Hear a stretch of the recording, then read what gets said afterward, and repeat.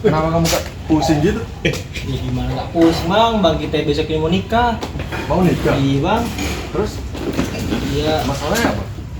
Gimana ya, masalah dari umur juga kan. Terus ada yang bunyi juga ini.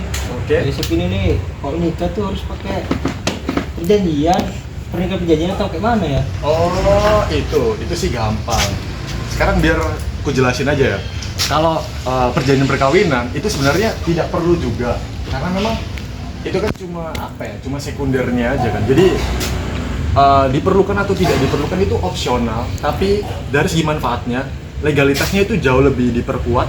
Sementara untuk kewajiban suami maupun istri yang di dalam perjanjian perkawinan itu sudah diatur secara resmi. Jadi misalnya ada pemisahan harta pribadi nih, kalau misalnya kedepannya mohon maaf nih ada perceraian seperti itu, jadi harta-harta kali ini nggak bisa kayak jadi satu gitu, jadi nggak pakai lah kayak harta gono gini gitu, karena kan udah ada perjanjiannya di sebelumnya seperti itu. Nah, Gitu bang ya. ya. Oke, makasih nih saran bang ya. Perkenalkan, nama saya Erwi Sanarko, NIM 1312200126. Pengertian perkawinan dalam hukum perjanjian. Perkawinan Indonesia merupakan konsep yang multidimensional yang menggabungkan aspek spiritual, hukum, dan ekonomi.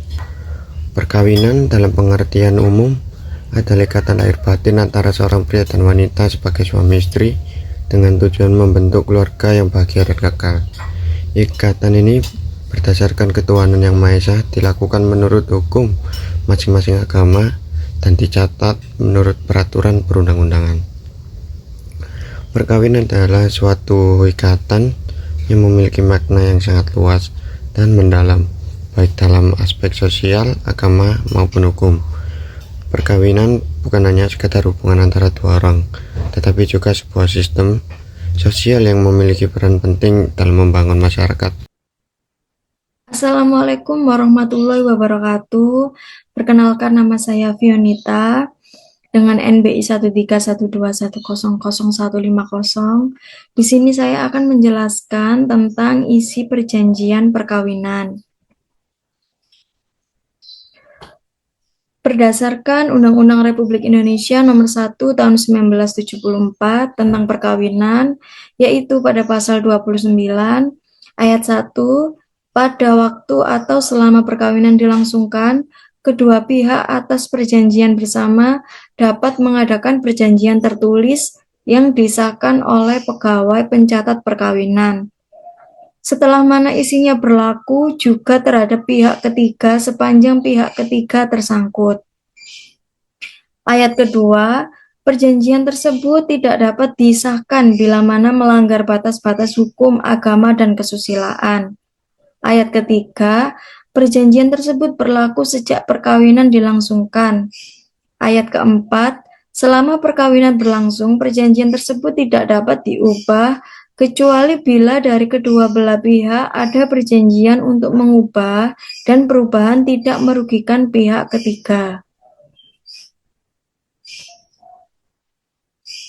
Perjanjian perkawinan menurut KUH Perdata, menurut pasal 139 sampai dengan pasal 154. Yang pertama yaitu pengaturan harta kekayaan. Ada pemisahan harta atau benda, menyatakan bahwa tidak terjadi percampuran harta suami istri setelah menikah. Harta yang dimiliki masing-masing tetap menjadi milik pribadi atau harta asal. Yang kedua, pengaturan harta bersama. Bila tetap ada harta bersama, dapat diatur cara penggunaannya, pengelolaan, dan pembagiannya. Yang ketiga, tanggung jawab utang. Utang yang dibuat oleh masing-masing pihak sebelum atau selama perkawinan bisa diatur agar tidak menjadi tanggung jawab bersama. Yang keempat, pengelolaan penghasilan atau pendapatan. Masing-masing pihak tetap memiliki kendali atas penghasilannya sendiri. Bisa disepakati bagaimana penghasilan digunakan atau dibagi untuk keperluan rumah tangga. Berikutnya yaitu perlindungan terhadap pihak ketiga. Bisa melindungi hak pihak ketiga, misalnya kreditur, agar tidak dirugikan oleh penggabungan harta pasangan suami istri. Yang kelima, pembagian warisan atau hibah. Meskipun pengaturan waris diatur tersendiri, namun kadang perjanjian kawin menyebut ketentuan terkait hibah selama perkawinan atau hak-hak terhadap harta peninggalan. Yang keenam, klausul khusus lain. Hak dan kewajiban tertentu selama perkawinan atau sepanjang tidak bertentangan dengan hukum kesusilaan dan ketertiban umum. Pengaturan jika terjadi perceraian, misalnya pembagian harta atau hak asuh anak, meski ini sering menjadi ranah pengadilan. Berikut penjelasan tentang isi perjanjian perkawinan. Wassalamualaikum warahmatullahi wabarakatuh. Perkenalkan, nama saya adalah Bayu Aga Prasetyo dengan NIM 13122000121. Di sini saya akan menjelaskan terkait dengan kesimpulan Undang-Undang Perkawinan dan implementasinya. Di Indonesia sendiri, Undang-Undang Perkawinan itu banyak sekali polemik yang terjadi. Mungkin misalnya perkawinan beda agama dan lain sebagainya. Meskipun secara khusus dan secara eksplisit dijelaskan juga dalam undang-undang tersebut bahwasanya perkawinan hanya dibedakan terkait dengan WNI dengan WNA, jadi tidak serta-merta dengan pembedaan agama seperti perkawinan beda agama seperti itu.